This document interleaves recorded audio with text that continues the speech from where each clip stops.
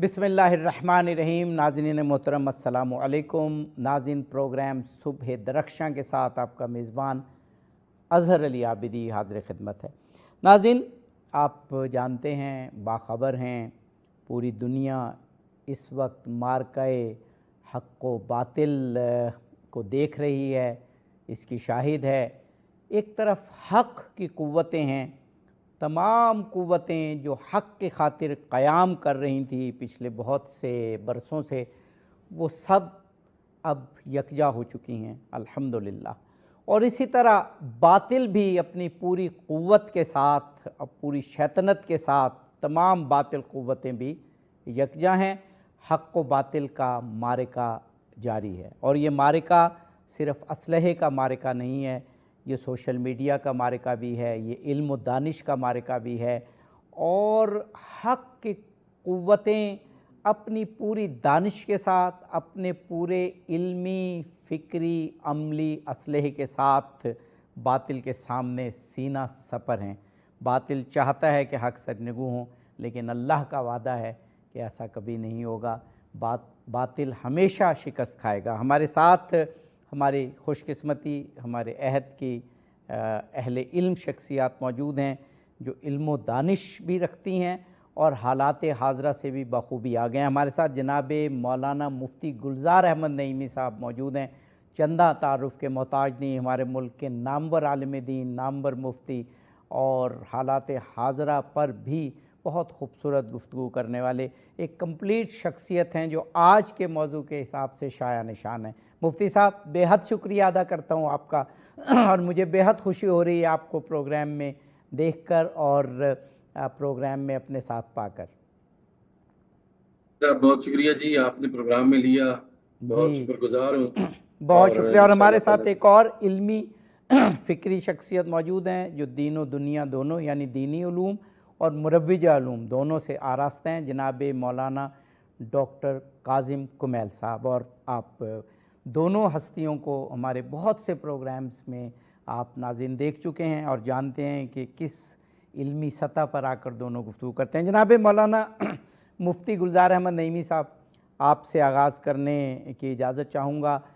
अहले हक़ की खुसूसियात, बातिल की खसलतें, इतना वाज़े मौजू है, मैं चाहूँगा आज के कॉन्टेक्स्ट में आप बयान फरमाइए। बिस्मिल्लाहिर्रहमानिर्रहीम, अल्हम्दुलिल्लाह रब्बिल आलमीन, वस्सलातु वस्सलामु अला अशरफिल अंबिया वल मुरसलीन व अला आलिहि वस्सहबिहि अजमईन। आबिदी साहब, बहुत शुक्रिया। आज हक और बातिल आपके सामने है, और ये मार्का हक व बातिल जो है वो जब से इंसान इस दुनिया में आया है, मार्का हक व बातिल जो है वो जारी है। और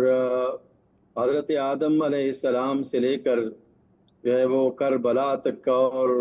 करबलाए मोहल्ला से लेकर आज की करबला तक वाह हमें हमेशा जो है वो हक और बातिल हमेशा आमने सामने नजर आते हैं। आज हक जो है वो इस्लामी जमहूरी ईरान की सूरत में खड़ा है। हक जो है वो अहले गज़ा और मुजाहिदीन फ़लस्तीन की सूरत में खड़ा है। हक जो है वो अहले यमन की सूरत में खड़ा है। हक जो है वो लबनान की सूरत में खड़ा है। उसके सामने आप देखते हैं कि बातिल जो है वो ऐसा एक बड़ा शैतान बुजुर्ग की सूरत में आप देख सकते हैं। इसी तरह जो है वो शैतान याहू की सूरत में आप जो है वो बातिल को आप देख सकते हैं। हक और बातिल का ये मार्का जो है वो आज बिल्कुल अपने उरूज पर जो है वो नज़र आता है। अहले हक अपनी मोमिनाना शान के साथ मैदान कारज़ार में खड़े हैं, और इंशाअल्लाह ताला जैसा कि अल्लाह सुब्हानहू व तआला का वादा है कि वो अपने मोमिनीन को, अपने अहले हक को हमेशा फ़तह और नुसरत से दो चार फरमाता है, और हमेशा बातिल को शिकस्त फाश से जो है वो दो चार करता है। अल्लाह सुब्हानहू व तआला इन मोमिनाना शान के साथ मैदान कारज़ार में खड़े मोमिनों की नुसरत भी फरमा रहा है, और अल्लाह सुब्हानहू व तआला बातिल को जो है वह न सिर्फ तबाह व बर्बाद कर रहा है, बल्कि ज़िल्लत की अमीक गहराइयों में उनको गिरा रहा है। کہ اللہ سبحانہ و تعالیٰ نے جس طرح ابابیلوں سے کام لے کر باطل کو نیست و نابود کیا تھا، آج آپ دیکھتے ہیں کہ اہل ایران کمزور سطح پر تھے، لیکن اللہ نے انہیں ایمان کا جذبہ عطا فرمایا۔ اہل یمن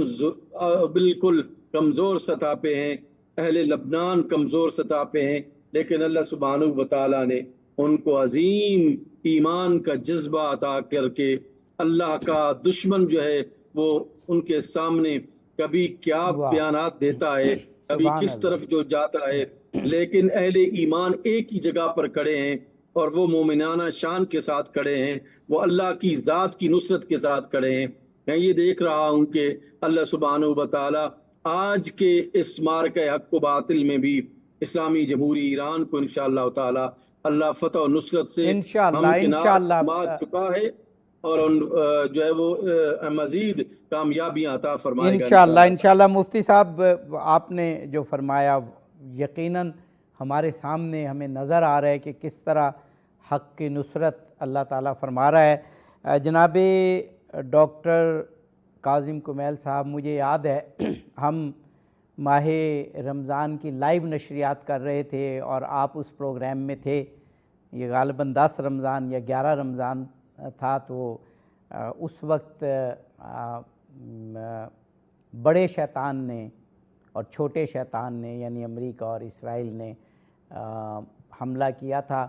اور ابھی سچویشن واضح نہیں تھی، اور ہم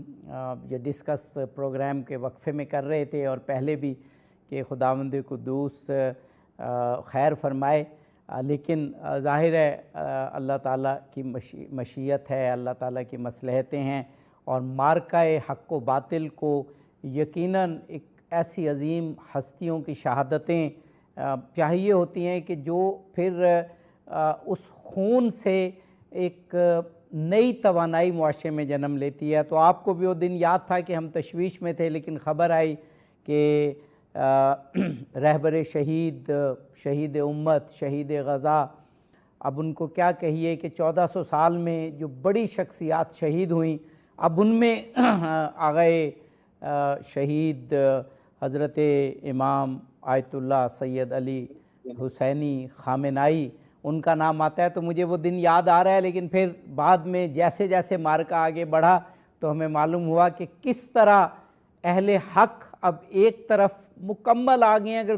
کچھ لوگوں کے ذہنوں میں کچھ پریشانیاں تھیں بھی، یا جو مسلمانوں کے آپس میں کچھ غلط فہمیاں تھیں، وہ بھی دور ہو گئیں، اور اس شہید کے خون سے امت مسلمہ آج ایک ہے۔ فرمائیے گا ڈاکٹر صاحب۔ جی بہت شکریہ پروگرام میں لینے کے لیے، اور بالکل مجھے وہ دن یاد آ رہا ہے جب ہم یہ ڈسکس کر رہے تھے، خدشات موجود تھے، خبر موجود نہیں تھی، اور ہم بریک میں اور آف دا ریکارڈ ان باتوں کو ڈسکس کر رہے تھے چونکہ ماحول ایسا تھا، اور آج بہت ساری چیزیں واضح ہو چکی ہیں۔ اور جیسے آپ نے موضوع یہ رکھا ہے کہ حق و باطل کی نشانیاں اور ان کے مزاج کیا ہیں، مفتی صاحب نے کہا کہ حق و باطل کا مارکہ کوئی نیا مارکہ نہیں ہے۔ جب سے یہ کائنات اور یہ سسٹم اور یہ امتحانات بنے ہیں، تب سے حق اور باطل باہم دست و گریبان ہیں اور ان کا مقابلہ جاری ہے۔ ایک دو باتیں جو ہمیں سمجھنے چاہیے، چونکہ بعض اوقات مارکہ حق و باطل میں جو کہہ لیجیے لوگوں کے یقین ڈگمگانے لگ پڑتے ہوتے، تو جو مزاج ہے حق کا یا جو معاملہ ہے باطل کا، اس کو اگر بیک گراؤنڈ کے ساتھ اور ہسٹوریکل ایگزامپلس کے ساتھ ہم سمجھتے ہوں تو بہت آسان ہو جاتا ہے اپنے آپ کو یقین کے ساتھ لے کے چلنا۔ آپ ذرا دیکھ لیجئے، یہ پہلا مارکہ حق و باطل اس کو کہہ سکتے ہیں کہ جناب آدم اور شیطان کے مابین ان اوے ہوا کہ شیطان نے بہلانے پھسلانے کی کوشش کی، جناب آدم کو درخت کے قریب لے گیا اور پھر وہ میوہ کھلا بھی دیا، اور ظاہری طور پر وہ اپنے مقصد میں کامیاب ہو گیا اور حضرت آدم علیہ السلام کو جنت چھوڑنا پڑی۔ زمین پر ہم پہلے مارکہ حق و باطل کے طور پر دیکھتے ہیں تو حابیل و قابیل کا معاملہ ہمارے سامنے آتا ہے۔ بے شک قابیل جیت گیا اور حابیل جو ہے وہ ظاہری طور پر اس لیے کہ وہ مقتول ہو گیا اور ان کو قتل کر دیا گیا اور وہ ہار گئے۔ تو حق جو تھا وہ بیسیکلی حابیل کے ساتھ تھا، اور جو قابیل جو کہ قاتل تھا وہ ظاہری طور پر زندہ رہا، اور اہل حق جو تھا اور حق پہ جو کھڑا فرد تھا وہ تیغ اتار دیا گیا اور ان کو قتل کر دیا گیا۔ جناب ابراہیم کے حوالے سے اگر آپ دیکھ لیجئے کہ جناب ابراہیم کو گرفتار کر لیا گیا اور آگ تیار کر لی گئی اور آگ میں ڈالنے کی کوشش کی گئی، اور اس سے پہلے ہجرتیں آپ ان کی دیکھ لیں، حضرت موسیٰ علیہ السلام کے حوالے سے دیکھ لیں کہ فرعون ایسے غالب آیا کہ ان کو مصر چھوڑنا پڑا اور پناہ گزین کے طور پر پھر جو ہے وہ کسی اور جگہ پناہ لینا پڑی، اور پھر بہت عرصے بعد خدا کے حکم سے دوبارہ واپس آنے پڑا۔ نبی کریم صلی اللہ علیہ وآلہ وسلم کی زندگی کا معاملہ دیکھ لیں، پہلے مسلمانوں کو حبشہ جانا پڑا، یعنی میدان میں جو کفار تھے ان کی طاقت کس قدر بول رہی تھی اور کس قدر سخت تھی، پھر آپ کو اپنا وطن خود بھی چھوڑنا پڑا اور مدینہ کو اپنا وطن بنانا پڑا۔ امام حسین علیہ السلام کی ایگزامپل شاید آج ہم بار بار کوٹ کریں گے کہ میرا اپنا ماننا یہ اور میرا عقیدہ یہ ہے کہ اس کائنات پر، اس فرش خاکی پر، اس دھرتی پر جتنے بھی حق اور باطل کے مارکے سجے ہیں اور سجیں گے، ان میں سے اگر کوئی مینارہ نور ہے اور سب سے بڑی ایگزامپل ہے تو وہ مارکہ کربلا ہے۔ کربلا کا بے اختتام بھی ہم شک دیکھتے ہیں کہ فرزند رسول صلی اللہ علیہ وآلہ وسلم شہید کر دیے گئے اور فوج یزید بظاہر فاتح بن گئی، اور ان کے باقی ماندہ اور پسماندگان کو قیدی بنا لیا گیا، جو اپنی جگہ خود ایک بہت بڑا ظلم تھا، اور ظاہراً فتح کے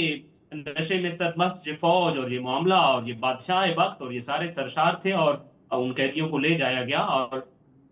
پھر یہ سارے معاملے ہم دیکھتے ہیں ان ساری چیزوں میں، ان ساری ایگزامپلس میں، اس میں اور بھی ایگزامپلس آپ بہت ساری ایڈ کر سکتے ہیں، تمام مارکوں کو لے سکتے ہیں۔ ظاہری طور پر ابتدائی سٹیج پہ میں یہ نظر آتا ہے کہ باطل بہت پاورفل ہے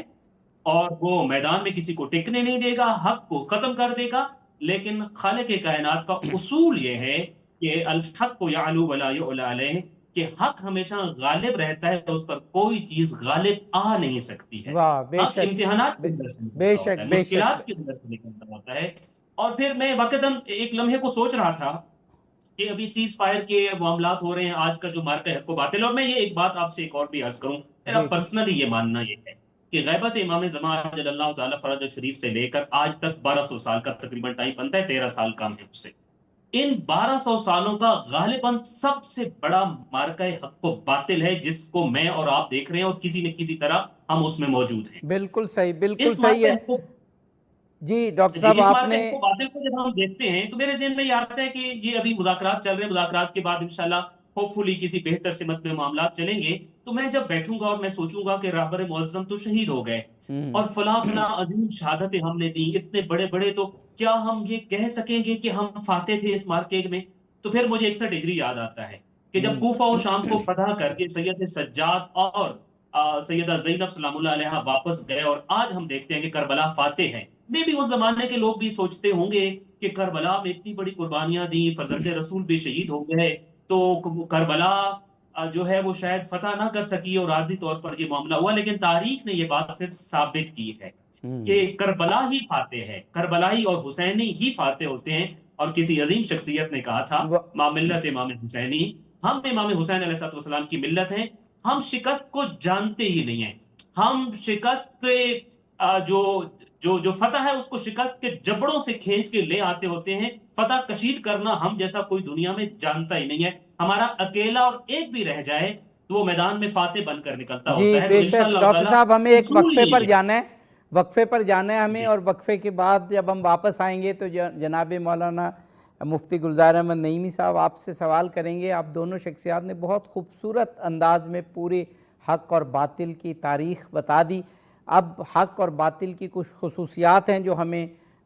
سامنے نظر آ رہی ہیں، کچھ اس پر گفتگو ہوگی۔ ناظرین، مارکہ حق و باطل اس وقت پوری دنیا میں بپا ہے، حق کی قوتیں ایک طرف، باطل دوسری طرف ہیں، اور حق والے ہر قسم کے اسلحے، چاہے وہ سوشل میڈیا ہو، چاہے وہ اصلی اسلحہ ہو جو فرنٹ پہ ہیں، جو پیچھے دعائیں کر رہے ہیں، حق والے ایک طرف ہو کے خداوند قدوس سے دعا کر رہے ہیں کہ ہمیں اپنے جو ہماری صلاحیتیں ہیں ان کے مطابق اس مارکہ حق و باطل میں حق کی طرف سے کچھ کرنے کی توفیق عطا فرما۔ ہم کیا کر سکتے ہیں یہ بھی ڈسکس کریں گے، ہمارے ساتھ رہیے، جلدی واپس۔ ناظرین، پروگرام میں ایک مرتبہ پھر آپ کو خوش آمدید کہتے ہیں۔ مارکہ حق و باطل میں لشکر حق کی خصوصیات اور باطل کی خصلتیں، اس پر گفتگو مولانا ڈاکٹر کاظم کمیل صاحب اور جناب مولانا مفتی گلزار احمد نعیمی صاحب ہمارے ساتھ ہیں۔ جناب مولانا مفتی گلزار احمد نعیمی صاحب، اقبال کا وہ بڑا معروف شعر ہے نا کہ موسیٰ و فرعون و شبیر و یزید، این دو قوت از حیات آیت پدید۔ اب میں نے پہلے بھی ایک پروگرام میں یہ عرض کیا تھا اپنے ایک وردی پارٹیسپینٹ سے کہ یہ کیا اتفاق، تو دنیا میں کوئی چیز اتفاق نہیں ہوتی ہے، تو اللہ تعالیٰ کی مصلحتیں ہیں۔ شہید امت، شہید غزہ، اس دور کے سب سے بڑے شہید، سب سے بڑے غازی، امام امت، رہبر حضرت آیت اللہ سید علی حسینی خامنائی نے یہ مارکہ حق و باطل جب شروع کیا تو آپ کو یاد ہوگا کہ 2-3 دن پہلے انہوں نے علامہ اقبال کے اشعار پڑھے تھے، اور صرف 2 یا 3 دن پہلے اپنی شہادت سے، جس میں اسرار اسمائے مولا علی جو اقبال نے بیان کیے تھے، تو اس میں کرار جو اقبال نے بیان کیا، تو مولا علی کے ساتھ کرار کی خصوصیت جو اقبال نے بیان کی، تو حضرت آیت اللہ خامنائی شہید نے وہ اشعار پڑھے تھے، اور پھر 3 دن بعد وہ خود بھی شہید ہوئے۔ لیکن اس مارکے میں وہ جو موسیٰ و فرعون اور شبیر و یزید کا سلسلہ تھا، خود بھی وہ اس سلسلے کے ایک سردار بن گئے، ایک شہید بن گئے۔ فرمائیے گا۔ رہبر معظم سید علی خامنائی اور اللہ درجاتہ آج کی اس دنیا کی عالم اسلام میں وہ عظیم شخصیت تھی کہ جنہوں نے اپنی زندگی میں ہمیشہ حق اور باطل کو بالکل واضح واضح دو ٹوک انداز میں بیان کیا، اور کبھی بھی حق کی حقانیت کو اور حق کو کے احقاق کے لیے انہوں نے کبھی بھی جو ہے وہ ڈپلومیسی سے کام نہیں لیا، اور کبھی بھی جو ہے وہ حالات کے تناظر میں جو ہے وہ کبھی آپ نے نہ بیانات دیے نہ اس پر گفتگو کی۔ آپ ہمیشہ حق کو حقانیت کے ساتھ بیان کرتے تھے اور باطل کو اس کے بطلان کے ساتھ بیان فرمایا کرتے تھے۔ آپ کی شخصیت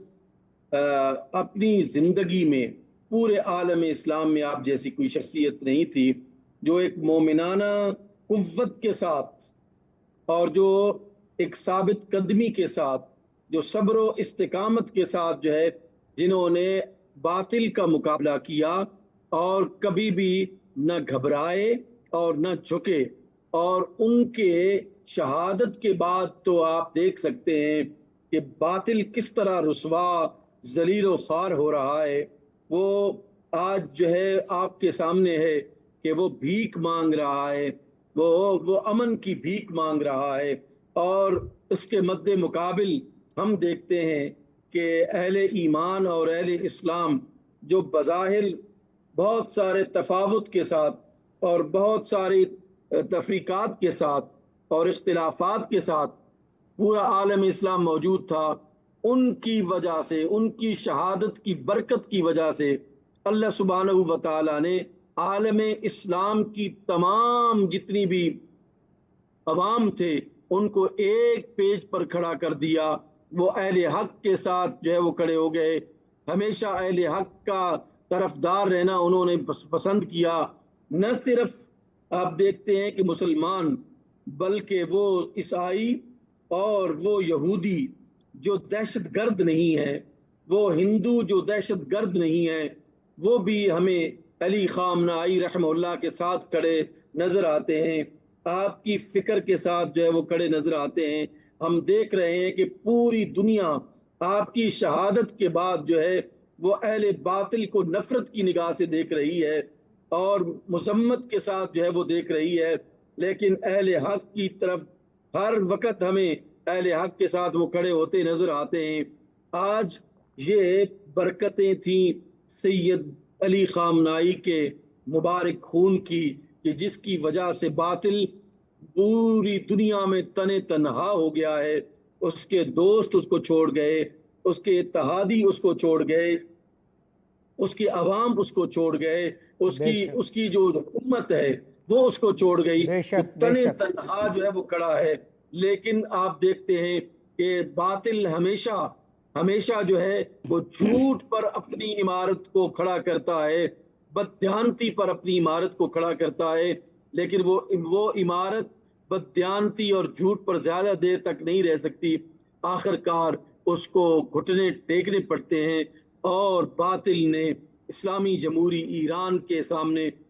گھٹنے ٹیک دیے ہیں اور اللہ کی اس آئے مبارکہ کو سچ ہوتا دیکھا ہم سب نے کہ جاء الحق وزهق الباطل ان الباطل کان زہوقا۔ واہ، بے شک بے شک بے شک۔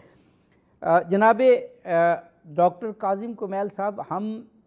جب تاریخ کی کتابوں میں پڑھتے تھے اہل حق کی خصوصیات اور لشکر حق کی خصوصیات کے رسول اللہ فرما رہے ہیں، اسلام کے وردی سپہ سالار یہ اپنے لشکر کو ہدایات دے رہے ہیں کہ دشمن کے علاقے میں جا کے درخت نہیں کاٹنے، کنوؤں کو مسموم نہیں کرنا، پانی کو گندا نہیں کرنا، بوڑھوں کو نہیں مارنا، بچوں کو نہیں مارنا، خواتین کو غضن نہیں پہنچانی، جو میدان چھوڑ کر واپس جا رہا ہو واپس پلٹتے ہوئے کو نہیں نقصان پہنچانا۔ تو ہم اس کو عجیب افسانوی چیزیں سمجھتے تھے، اور ایمان کی وجہ سے ہم مان تو لیتے تھے، لیکن جو حق الیقین ہے پتہ نہیں اس کی کیفیت ہوتی تھی یا نہیں۔ لیکن آج جب ہم یہ دیکھتے ہیں، میں نے خود جو ویسٹرن میڈیا ہے، مغربی میڈیا، اس میں خود میں نے وہ پروگرام دیکھا کہ وہ یہ کہہ رہے تھے کہ جو اواکس طیارہ ہے بڑے شیطان کا، اور وہ غالباً $70 کروڑ کا، یعنی سب سے قیمتی، تو اس کی جو ٹیل ہوتی ہے، دوم ہوتی ہے، ریڈار وغیرہ اس میں ہوتے ہیں، تو ایرانی میزائل اتنے پریسائز ہیں کہ انہوں نے اس کی دم کو ڈیمیج کیا ہے، اس کے آگے بھی نہیں کیا کیونکہ وہ شاید وہ اتنا نقصان نہ ہوتا۔ اتنی پریسائز لشکر حق کا میزائل ہے، اتنی پریسیشن ہے، اور یہ خود میں نے پروگرام مغربی میڈیا پہ دیکھا۔ لیکن دوسری طرف جب وہ چھوٹے شیطان اسرائیل پر میزائل مارتے ہیں تو نہ اس کا کوئی پل توڑتے ہیں، نہ اس کا کوئی فی الحال پاور ہاؤس توڑتے ہیں، نہ ایسی ریزیڈنشل پر جو بالکل پیور عام آدمیوں کے لیے اس پر حملہ کرتے ہیں، بلکہ ان کے اسٹریٹجک جو ایسٹس ہیں ان پہ کرتے ہیں۔ تو ہمیں وہ وقت یاد آ جاتا ہے اہل حق کا کہ واقعی ایسا ہوا ہوگا، یقیناً ایسا ہوا ہوگا کہ بچوں کو غضن نہیں پہنچاتے ہوں گے، خواتین کو نہیں مارتے ہوں گے، درختوں کو نہیں کاٹتے ہوں گے، پانی کو زہریلا نہیں کرتے ہوں گے۔ آج ہمیں اہل حق کی یہ خصوصیات نظر آ رہی ہیں، فرمائیے گا ڈاکٹر صاحب۔ کیا خوبصورت بیان کیا ہے آپ نے، اور واقعتاً بلا تکلف لطف آ رہا ہے اس گفتگو کے ساتھ۔ اور میں یہ دیکھ رہا ہوں کہ اس قوم کے دو ہی نعرے ہیں۔ ان کے ایک نعرہ یہ ہے کہ ہم علی والے ہیں، تو مجھے پھر وہ منظر یاد آ گیا ہے کہ جب 19 ماہ رمضان المبارک کو زخمی حالت میں علی ابن ابی طالب علیہ السلام مسجد میں ابھی موجود تھے اور ان کو اٹھا کر ان کے گھر نہیں لے جایا گیا تھا، تو ابتدائی طور پہ ضرب لگنے کے بعد ایک غشی آ گئی تھی۔ غشی کے بعد جب پہلی مرتبہ ہوش آیا تھا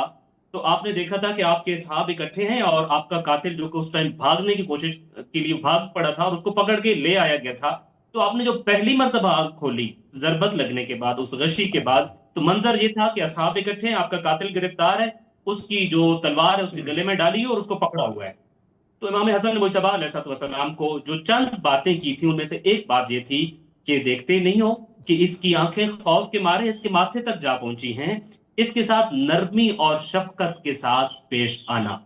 میں نے جو ان ایام کو پڑھا ہے جو آخری 3 دن ہیں امیر کائنات کے، غالباً میں اگر اس تعداد میں غلطی نہیں کر رہا ہوں تو کم سے کم 5 سے 7 مرتبہ آپ نے قاتل کے بارے میں وصیت کی۔ کبھی اس کو کہا جو مجھے پلایا ہے ویسا ہی اسے پلاؤ،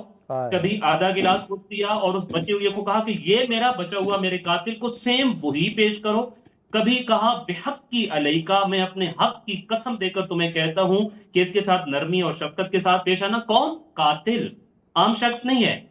تو یہ تو علی والے ہیں، یہ تو اپنے قاتل کو بھی شربت اور دودھ کا شربت پیش کرتے ہوتے ہیں اور اس کے بارے میں وصیتیں کرتے ہیں اور نصیحتیں کرتے ہیں اپنے بعد والوں کو۔ پھر مجھے کربلا نظر آتا ہے، چونکہ یہ کہتے ہیں ہم امام حسین علیہ السلام کی ملت ہیں، تو کربلا میں شب عاشور یعنی عاشور کے دن سے پہلے جو رات آئی جو کہ مہلت مانگی ہوئی رات تھی، اس میں امام حسین علیہ السلام نے کچھ کام کیے تھے۔ ایک کام یہ کیا تھا کہ آپ رات کی تاریکی میں میدان کا جائزہ لینے گئے تھے کہ کل جب میدان سجے گا تو میدان کا معاملہ کیسا ہوگا تاکہ آپ دفاعی حکمت عملی کو اپنا سکیں۔ نافع ابن ہلال اس رات کو کہتے ہیں کہ وہ پہرہ دار تھے اور پہرے داری کی ڈیوٹی انجام دے رہے تھے، تو کہتے ہیں میں نے دیکھا کہ امام علیہ السلام خیمے کے پچھلے دروازے سے نکلے اور میدان کی طرف اکیلے جا رہے ہیں، تو مجھے خدشہ ہوا کہ ہر طرف دشمن ہے، کہیں کوئی آپ پر حملہ نہ کر دے، لہٰذا میں بھی چپ کے امام علیہ السلام کے پیچھے چلا گیا، اور پھر امام علیہ السلام میدان میں گئے، مختلف کبھی اونچی جگہ پہ گئے اور جائزہ لیا، کبھی گھاٹیوں میں گئے وہاں جائزہ لیا، اور پھر کہتے ہیں میں امام کے قریب چلا گیا اور میں نے امام سے کہا کہ آپ اس وقت رات کی تاریکی میں میدان میں کیوں آئے ہیں، خطرہ ہے؟ تو امام علیہ السلام نے کہا کہ میں جائزہ لینے آیا ہوں کہ کل دشمن میرے اصحاب پر کہیں پچھلی جانب سے حملہ نہ کر دے اور وہ جو ہے انجانے میں ان کے اوپر حملہ نہ کرے، لہٰذا میں میدان کا جائزہ لینے کے لیے آیا تھا۔ نافع کہتے ہیں اس دوران جب یہ گفتگو ہو رہی تھی تو اتفاق ایسا ہوا کہ شمر ابن ذوالجوشن بالکل میرے تیر کے نشانے کی حد کے اندر آ گیا، تو میں نے، اور وہ ویسے بھی تیر جو ہے وہ ان کی جو فیلڈ تھی وہ تیر سے ریلیٹڈ ہی تھی، تیر انداز تھے، تو کہنے لگے کہ میں نے امام حسین علیہ السلام سے کہا کہ مولا اس وقت شمر بالکل میرے تیر کے نشانے پر ہے اور میرا تیر چوکے گا نہیں اور اس کا خاتمہ کر دے گا، اور کل کا جو میدان سج رہا ہے اس کا سب سے بڑا اہم وجہ شمر ابن ذوالجوشن ہے۔ تو امام علیہ السلام نے کہا کہ میں کبھی بھی پہل نہیں کروں گا، مانتا ہوں کہ وہ میرا قاتل ہے مگر ابھی تک وہ مجرم بنا نہیں ہے، کیسے کہہ سکتا ہوں کہ آپ اس کو قتل کر دو؟ جنگ کے، دشمن کے ساتھ سلوک کے جو آداب ہیں وہ اس گھرانے نے سکھائے اور اس ملت نے سبحان اس وہاں سے لیے ہیں، اور آج ہم واقعتاً دیکھ رہے ہیں کہ کوئی تفریق نہیں کی جا رہی، بلکہ پہلا ہی حملہ ان بچیوں پر کیا جاتا ہے جو معصوم ہیں، جو علم کا نور سیکھنے کے لیے گئی ہوئی ہیں، اور آپ نے پڑھا ہوگا صرف ایک میزائل نہیں، ٹماہاک میزائل لگائے جاتے ہیں اور متعدد میزائلوں کے ساتھ یقینی بنایا جاتا ہے کہ یہ بچیوں میں سے کوئی زندہ نہ بچے، تاکہ ایرانی قوم کے اندر اور مومنین کے اندر خوف اور ہراس پیدا کیا جائے۔ مگر ماں ملت امام حسینی کہنے والوں نے پھر ایسے استعارہ بنا لیا، زندگی کا استعارہ بنا لیا ان بچیوں کی زندگی کو، جو قدم اٹھاتے ہیں ان کی زندگی کے ہر اس قدم میں، جہاں تک کہ مذاکرات کے لیے جاتے ہیں وہاں بھی ان کے بیگ اور ان کے جوتے ساتھ ہوتے ہیں، اور کہتے ہیں کہ میں اپنے ہمراہ اس ڈائلوگ کے لیے جن کو لے کر آ رہا ہوں، یہ بچے اور ان کی روحیں اور ان کی سسکیاں اور ان کی آہیں اور ان کا قرض جو میرے اوپر ہے، یہ سب میرے ساتھ آ رہے ہیں، ہم ان کو فراموش نہیں کریں گے، چونکہ یہ وہ ملت ہیں، لہٰذا نہ وہ اس حملے سے ڈرے، اور نہ ہی وہ امام علی علیہ السلام نے ایک جملہ کہا تھا کہ اے عبد المطلب کے بیٹو، کہیں ایسا نہ ہو کہ تم یہ نعرہ لگاتے پھرو کہ علی قتل کر دیے گئے، علی قتل کر دیے گئے، اور پھر لوگوں پر چڑھ دوڑو، ایسا مت کرنا، میرے بدلے میں میرا قاتل ہی صرف قتل ہوگا، اور صرف ایک ہی ضربت اسے مارنا کیونکہ اس نے مجھے ایک ضرب ماری۔ امام علی علیہ السلام کے ماننے والے اس طرح کے حملوں سے پھر انہوں نے اپنے اوسان خطا نہیں کیے کہ اب وہ چڑھ دوڑتے اور وہ عوامی معاملات کیا ہوتے اور عوامی پراپرٹی کیا ہوتی اور عام لوگ جو تھے ان کے اوپر بھی کوئی کسی قسم کی حملے کرتے نہیں، بڑے ٹو دا پوائنٹ، بڑے پریسائز، بڑے نپے تولے اور دشمن کے اوسان خطا کر دینے والے ایسے حملے کیے ہیں کہ اس وقت دنیا پوری داد دینے پر مجبور ہے کہ وہ کون سا اسلحہ ہے ان کے پاس کہ نہ ڈرتے ہیں اور نہ ہی دبتے ہیں، بلکہ محدود سورسز ہونے کے باوجود بھی پوری شان اور قد و قامت کے ساتھ میدان میں کھڑے ہوئے ہیں، اور کہیں بھی ہم لغزش ان کی قدم میں نہیں دیکھ رہے، ان کے حوصلے ڈگمگائے ہوئے نظر نہیں آ رہے۔ یقینی طور پر یہ لوگ مستحق ہیں کہ کہیں کہ ماں ملت امام حسینی، ہم ہی امام حسین علیہ السلام کی ملت ہیں۔ بے شک اہل حق کی خصوصیات اور باطل کی خصلتیں، دونوں شخصیات اتنے خوبصورت انداز میں اور اتنے واضح کر کے حق اور باطل کے بارے میں بتا رہے ہیں کہ واقعی آج جو مارکہ حق و باطل بپا ہے اس میں حق بھی بالکل واضح ہے اور باطل بھی سامنے ہے۔ ہمیں کیا کچھ کرنا چاہیے، ہمارے کیا فرائض ہیں، اس پر بھی گفتگو کریں گے، ہمارے ساتھ رہیے، جلدی واپس آتے ہیں۔ ناظرین، پروگرام ایک مرتبہ پھر حاضر خدمت ہیں۔ اہل حق کی خصوصیات، لشکر حق کی صفات اور باطل کے لشکر کی خصلتیں، اس پر گفتگو ہے۔ پس منظر آج کا مارکہ حق و باطل ہے۔ جناب مولانا ڈاکٹر کاظم کمیل صاحب اور جناب مولانا مفتی گلزار احمد نعیمی صاحب ہمارے ساتھ ہیں۔ مفتی صاحب، میں اگر آپ کو یاد دلاؤں، اہل حق کی جو خصوصیات ہے اسی حوالے سے سوال ہے کہ آپ کو مجھے میڈیا پر پروگرام کرتے ہوئے کم و بیش میں گزشتہ جو سال دیکھ رہا تھا، یادش بخیر اگر کہوں اسے، تو 21 سال ہو گئے ہیں، شاید ہم نے پہلا پروگرام کوئی 21-22 سال پہلے کیا تھا۔ آپ سے سوال یہ کرنا چاہتا ہوں، ہمارے اکثر پروگرام میں اتحاد بین المسلمین کے حوالے سے گفتگو ہوتی ہے، بہت سے موضوعات پہ میں نے اور آپ نے پروگرام کیے، لیکن کہیں نہ کہیں اتحاد بین المسلمین، مسلمانوں کے تفرقے کو دور کرنا، مسلمانوں کا سیسا پلائی ہوئی دیوار بننا. مجھے بتائیے کہ ہماری زندگیوں میں اتنا آسان کبھی تھا اتحاد کے لیے بات کرنا جتنا آسان شہید رہبر کے خون اور ان کی شہادت کے بعد ہو گیا ہے کہ خود بخود پردے ختم ہو گئے ہیں اور تمام مسالک شیر و شکر ہو کے ایک یکسو ہو گئے ہیں. میرا خیال ہے ایسا موقع، ایسا آسان موقع مسلمانوں کو جو اس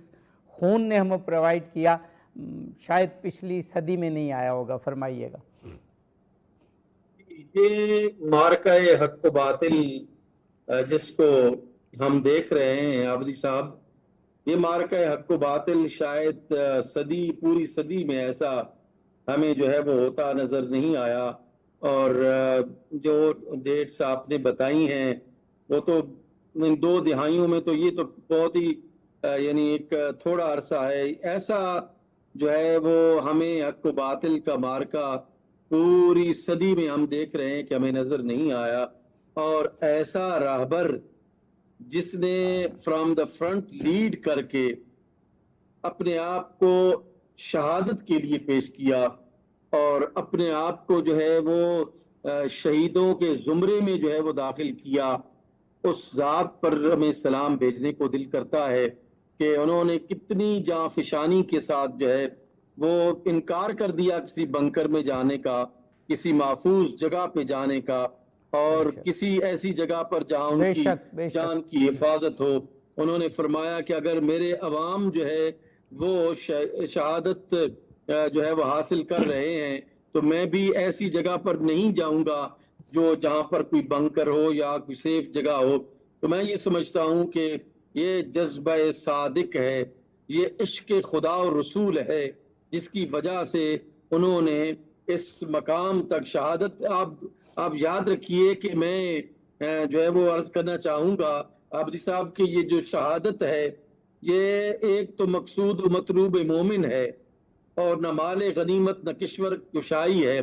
دوسرا یہ اللہ کی ذات کے ساتھ عشق کی انتہا ہے. بے شک اللہ کی ذات کے ساتھ عشق کی انتہا ہے. اسی وجہ سے آپ دیکھتے ہیں کہ جتنے بھی مارکہ حق و باطل میں حق کی نمائندگی کرنے والے آئے وہ اللہ کے بہت بڑے عاشق ہوا کرتے تھے. علامہ اقبال نے فرمایا کہ صدق خلیل بھی ہے عشق،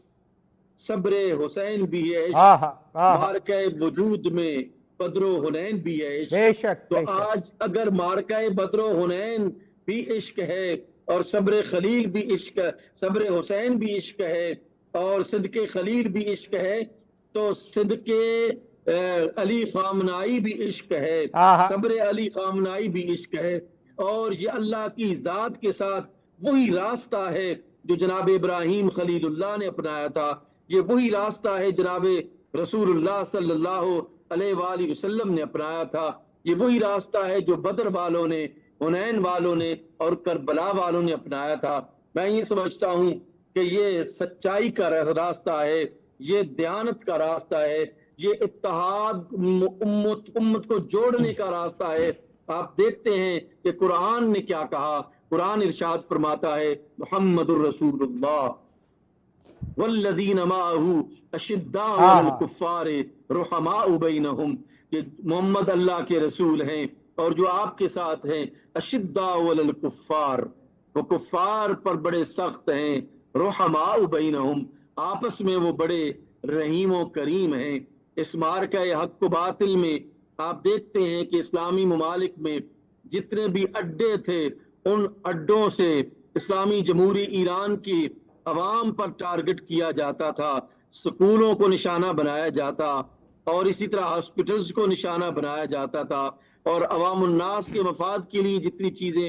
ان کو نشانہ بنایا جاتا تھا. لیکن قربان جاؤں اس قیادت پر، اس قیادت نے صرف ان جگہوں کو ہٹ کیا جہاں سے ان پر حملہ ہو رہا تھا. انہوں نے یہ اپنے عمل سے ثابت کیا کہ سعودی عرب کے مسلمان ہمارے بھائی ہیں، قطر کے مسلمان ہمارے بھائی ہیں، اور جہاں جہاں سے ہمارے اوپر اٹیکس ہو رہے ہیں وہاں کے عوام الناس ہمارے بھائی ہیں، ہم اپنے بھائیوں پر اٹیک نہیں کریں گے، ہم اس شیطان کو ان کے شیطان کو جو ہے وہ اس جگہ سے نکالیں گے، اپنے بھائیوں کو شیطان کی چنگل سے نکالیں گے، لیکن ہم اپنے بھائیوں کو تکلیف نہیں دیں گے۔ اس وجہ سے آپ دیکھتے ہیں کہ ان کے عدل و انصاف پر مبنی اٹیکس نے جو ہے وہ یہ بات پوری دنیا پر ثابت کر دی کہ یہ لوگ جو ہے وہ حق والے ہیں، یہ باطل کو شکست دینے والے ہیں۔ اس لیے آپ دیکھتے ہیں کہ پاکستان کے عوام بھی ان کے ساتھ کھڑے نظر آتے ہیں، بے شک بے سعودی عرب شک۔ کے عوام بھی ان کے ساتھ مفتی کھڑے صاحب نظر کیونکہ آتے ہمارے ہیں۔ پاس اب وقت بہت کم ہوتا جا رہا ہے اور میں حیران ہوں کہ جی سوالات اتنے زیادہ ہیں جی اور موضوع ایسا ہے، مجھے لگتا ہے انشاءاللہ اس پر آپ دونوں شخصیات کے ساتھ ایک پروگرام اور بعد میں کرنا پڑے گا، لیکن ابھی میں چاہ رہا ہوں کچھ 2-3 سوال بڑے اہم ہیں کہ آپ دونوں جی شخصیات چھوٹے چھوٹے جواب اس کے دے دیں۔ میں مولانا ڈاکٹر کاظم کمیل صاحب، اہل حق کی خصوصیت یہ بھی ہوتی ہے کہ وہ باطل کو کوئی راستہ نہیں دیتے، کوئی ایکسکیوز نہیں دیتے، کوئی بہانہ نہیں دیتے۔ امام حسین علیہ السلام نے عمر ابن سعد کو کوئی بہانہ نہیں ہونے دیا، اس نے کہا کہ مجھے جو ہے وہ یزید یا ابن زیاد جو ہے میرے خاندان کو تہہ تیک کر دے گا، آپ نے کہا میں تمہارا ضامن ہوں گا، میں تمہارے خاندان کی حفاظت کروں گا۔ اس نے کہا میرا سب کچھ لٹ جائے گا، امام حسین علیہ السلام نے کہا میں تمہیں سب کچھ دوں گا۔ وہ کہتا گیا اور امام حسین علیہ السلام اس کے سامنے اس کو تمام تحفظات اس کے دور کرتے گئے۔ یعنی اہل حق کی یہ خصوصیت ہے کہ وہ باطل کے تمام ہتھ کنڈوں کا جواب دیتے ہیں۔ ہمیں یہاں بھی نظر آ رہا ہے کہ وہ مذاکرات کا ڈول ڈالتے ہیں اور کہتے ہیں مذاکرات کرو، یہاں دنیا کے بہترین مذاکرات کار آتے ہیں جو اپنے مثلا جو ان کا لیڈر ہے وہ اسٹریٹجک مینجمنٹ میں پی ایچ ڈی ہے، باقر کالباف، اور بھی بڑی ان کی کوالیفیکیشن ہے لیکن اسٹریٹجک مینجمنٹ میں پی ایچ ڈی۔ اور دوسری طرف وہی عمر ابن سعد ہے، عمر ابن سعد جو ہے وہ رے کی جو ہے وہ حکومت چاہتا تھا، یہاں جو مذاکرات کرنے آ رہے ہیں وہ ریئل اسٹیٹ چاہتے ہیں، بڑے بڑے جگہ چاہتے ہیں جہاں پہ پلازے تعمیر کریں۔ بالکل وہی کیفیت ہمیں نظر آ رہی ہے، فرمائیے گا۔ جی بالکل، میں اگر یہ کہوں کہ اہل حق جو ہیں وہ میدان تبدیل تو کرتے ہیں، میدان چھوڑتے نہیں ہیں۔ جو میدان آئے، وہ تلوار کا میدان آئے تو وہاں تلوار چلاتے ہیں، اور جب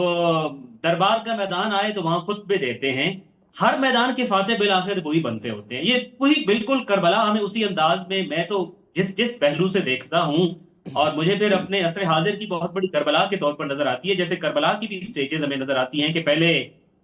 کچھ معاملات جنگ کی طرف گئے، اور امام حسین علیہ السلام کیسے مدینہ سے مکہ اور پھر مکہ سے ذو حسم اور پھر وہاں سے کربلا پہنچے۔ بالکل اسی طریقے سے پچھلے 40-45 سالوں میں کس طریقے سے یہ قوم کن کن مرحلوں سے ہوتی ہوئی اس بہت بڑے مارکے تک پہنچی۔ پھر مارکے کربلا سجا اور اس میں شہادتیں پیش ہوئیں، اور آج کی کربلا میں بھی ہم دیکھتے ہیں کہ شہید علی خامنائی، میناب کے اسکول کے بچوں اور دیگر بہت بڑے بڑے شہداء نے اپنی شہادتیں دیں۔ اور کربلا کے بعد پھر کوفہ و شام کے دربار تھے جہاں خطبے تھے، جہاں لفظ تھے اور جہاں جملے تھے جنہوں نے میدان کو تبدیل کرنا تھا۔ اور آج بھی یقینی طور پر یہی ہو رہا ہے کہ مذاکرات کا میدان ہے، اور مذاکرات کے میدان میں بھی انشاءاللہ تعالی اہل حق ویسے ہی فاتح ہوں گے جیسے اس زمانے میں کوفہ و شام میں، جہاں خود دو بہت بڑے ظالم قاتل موجود تھے اور ان کا دربار موجود تھا اور ان کے حواری موجود تھے، مگر وہ شکست سے اپنے آپ کو بچا نہیں سکے تھے۔ انشاءاللہ یہ والا جو دور ہے اور مذاکرات کا دور ہے، یہ بھی انشاءاللہ اہل حق کے لیے اور مومنین کے لیے ایسی کامیابی بنے گا جیسے میدان میں انہوں نے کامیابی دکھائی ہے۔ اہل حق کی خصوصیات کے حوالے سے چونکہ ہم دیکھ رہے ہیں، ایک دو باتیں اگر اس پہ میں آپ کے سامنے عرض کروں، جیسے آپ سے کہا کہ اہل حق کی خصوصیت یہ ہے کہ وہ میدان تبدیل تو کرتے ہیں مگر میدان کبھی چھوڑتے نہیں ہیں۔ کہ امام حسین علیہ السلام جب مدینہ چھوڑ کر اپنا میدان تبدیل کر رہے تھے اور مکہ جا رہے تھے، تو آپ بالکل مدینہ سے نکلتے ہی اس رستے پر جا رہے تھے جو عام مسافر جس رستے پر جاتے تھے۔ آپ کی کسی صحابی نے کہا کہ حالات خطرناک ہیں، تبھی ہم نے مدینہ چھوڑا ہے، اس عام رستے کے اوپر چلے تو دشمن ہم تک پہنچ جائے گا، مناسب ہے آبادیوں کے اندر سے اور غیر معروف رستوں کے اندر سے ہو کے جاتے ہیں تاکہ دشمن ہم تک نہ پہنچ سکے۔ تو امام علیہ السلام نے جو اس کا جواب دیا تھا، اس کا مفہوم یہ بنتا تھا، ہم میدان تبدیل کر رہے ہیں، میدان سے بھاگ نہیں رہے، فرار نہیں کر رہے، واللہ لا افارقو، خدا کی قسم میں اس رستے کو نہیں چھوڑوں گا، حتی یقضی اللہ ما ہوا کاظم، یہاں تک کہ خدا کا امر نازل ہو جائے، میں اس رستے کو نہیں چھوڑوں گا۔ واللہ لا افر فرار العبید، میں غلاموں کی طرح بھاگوں گا نہیں۔ سید علی خامنائی کے پاس بھی، اور آج یہ باتیں آ چکی ہوئی ہیں، سید علی لاریجانی جب وہ فائل لے کر آئے جس میں بتایا گیا کہ ہاں خطرہ اس قدر قریب آ گیا ہے، میں بھی جب میں آپ کو اب خدشات نہیں ریالٹیز بتا رہا ہوں، اسی دوران میں بھی وہ حملہ ہو جائے جس میں پہلا نشانہ آپ ہوں گے، تو سید علی خامنائی نے بھی اپنے عمل سے یہی جواب دیا، لا واللہ ما افارقہ، خدا ہاں کی ہاں قسم میں میدان چھوڑوں گا نہیں،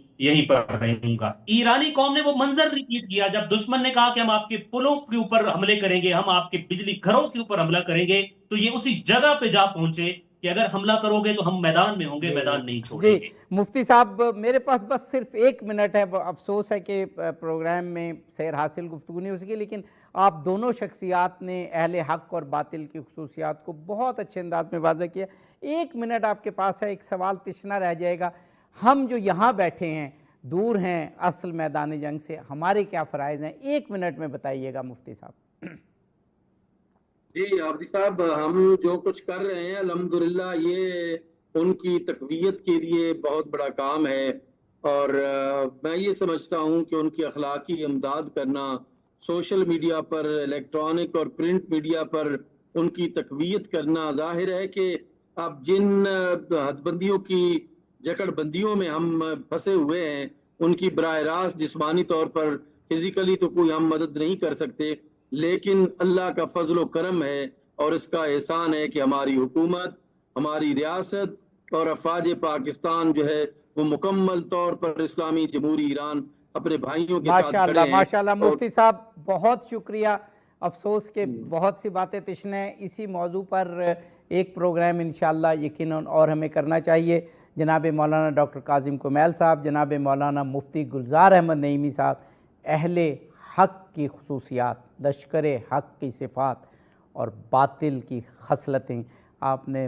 مارکہ حق و باطل جو اس وقت بپا ہے اس کے تناظر میں، اس کے کانٹیکسٹ میں بہت خوبصورت انداز میں بیان کی، اور ہمیں اپنے فرائض بھی آپ نے یاد دلائے۔ یقیناً پوری امت مسلمہ باطل کے خلاف یکجان ہے، اتحاد امت ہو چکا ہے، اور زیادہ دیر نہیں جب انشاءاللہ باطل سے نگوں ہوگا اور حق کی قوتیں فتح یاب ہوں گی۔ اظہر علی عابدی کو